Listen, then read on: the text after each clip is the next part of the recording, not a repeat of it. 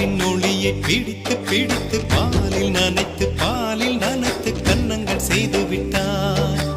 உலக மலர்கள் பறித்து பறித்து 2 பந்துகள் அமைத்து அமைத்து பெண்ணை சமைத்து விட்டார்.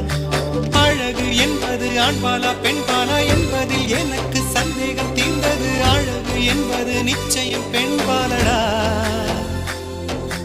கவிதை என்பது மொழியின் வடிவம் என்றொரு கருத்தும் இன்று உடைந்தது. கவிதை என்பது கன்னி வடிவமடா. மின்னலை பிடித்து